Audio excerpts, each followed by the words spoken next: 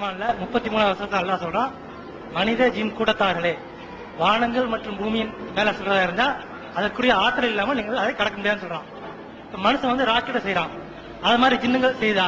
அப்படி மக்கினாங்கிற வேலை வந்து அல்லாஹ் வந்து யூஸ் பண்றான். மக்கினா நம்ம அந்த மோட்டார் சாதாரண நம்ம பாக்குறோம். இப்போ அந்த ஜின்னுங்கள் செய்யறத வந்து நம்ம பார்க்க முடியலையே, அந்த மாதிரி இருக்குதா? அதனால மனித குலத்துக்கு வந்து ஆபத்து இருக்குதா?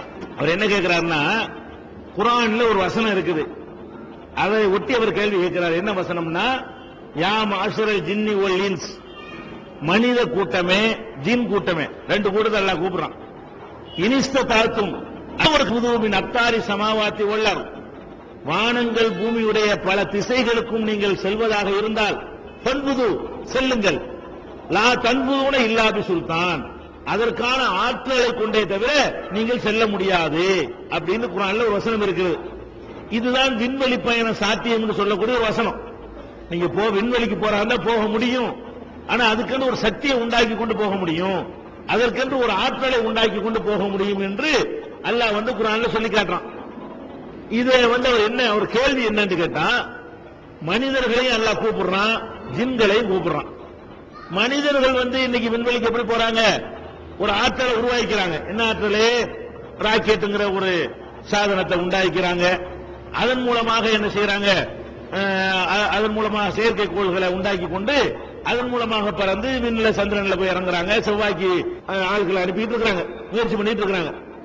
அவர் கேள்வி என்னன்னு கேட்டா, இந்த ஜின்களை எல்லாம் கூப்பிடுறாங்கல்ல, அதுக்குரிய ஆற்றல் எது அப்படின்னு அவர் கேட்கிறார். மனித கூட்டமே ஜின் கூட்டம் என்று ரெண்டையும் கூப்பிடுறான். நீங்கள் விண்வெளிக்கு போங்கன்னு சொல்றான், அதற்குரிய ஆற்றலை உருவாக்கி கொண்டுதான் போக முடியும் என்று அல்லாஹ் சொல்றான். அப்ப வந்து மனிதன் வந்து ஆற்றலை உருவாக்கி கொள்றான், ஜின்களுக்கு வந்து எந்த ஆற்றலை உருவாக்கி கொள்ளும், அது எப்படி விண்வெளிக்கு போகும்னு கேட்கிறார். ஜின்களை பொறுத்த வரைக்கும் இயற்கையாகவே அந்த ஆற்றல் அவர்களுக்கு இருக்கிறது. எப்படி இருக்கிறது என்று கேட்டால், குர்ஆன்ல இருக்கிறது. சூரத்துல் ஜின் என்ற ஒரு அத்தியாயம் இருக்கிறது. அந்த அத்தியாயத்தில் என்ன இருக்குன்னு கேட்டா, நாம வந்து இந்த நபிகள் நாயகம் பிறக்கிறதுக்கு முன்னாடி வரைக்கும் விண்ணுலகத்திற்கு சாதாரணமாக நாம் சென்று வந்திருந்தோம்.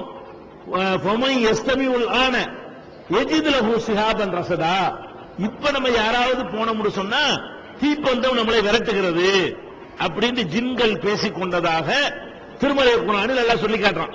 இது நமக்கு எதை காட்டுதுன்னு கேட்டா, நமக்கு தான் ராக்கெட் வேணும்.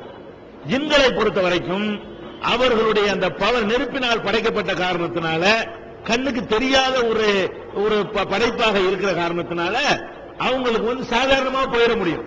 இயற்கையாகவே அந்த சுல்தான் என்ற ஆற்றல் அவங்களுக்கு இருக்கிறது. அதே மாதிரி சுலைமான் நபியுடைய வரலாறை சொல்லும் பொழுது, பக்கத்து நாட்டு ராணி இடத்துல ஒரு சிம்மாசனம் இருக்கிறது, அதை யாரு என்னிடத்துல கொண்டு வருவார்னு கேட்பாங்க. ஐயுக்கும் ஏத்தீனி பி அர்ஷிஹா, அவருடைய சிம்மாசனத்தை யார் கொண்டு வருவாண்டவுன ஒரு ஜின்னு சொல்லும். ஆனா ஆத்தி கபிஹி கபல அன் தக்கூமி மகாமிக்க, நீங்க உட்கார்ந்து இருக்கிற இடத்துல எந்திரிக்கிறதுக்குள்ள நான் கொண்டு வந்துருவேன். அப்ப அதுக்கு ஆட்கள் இயற்கையா இருக்கு வழங்குது.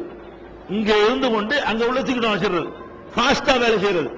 அந்த மாதிரி இருக்கிறதுனால ஜின்களுக்கு இயல்பாகவே அந்த ஆற்றல் இருக்கிறது. மனிதன் விண்வெளிக்கு போறதா இருந்தா இயல்பா அந்த படிக்கு எனக்கு போக முடியாது. இப்படி போக முடியுமா? ஒரு படியில ஏறிதான் போக முடியும். இப்படி ஜம்ப் பண்ணி போயிட முடியுமா? முடியாது. மனிதனுக்கு அந்த ஆற்றல் இல்லாதனால வேற ஆற்றல் உருவாக்க வேண்டி இருக்கிறது. ஜின்களுக்கு இயல்பாக இந்த ஆற்றல் இருக்கிறது.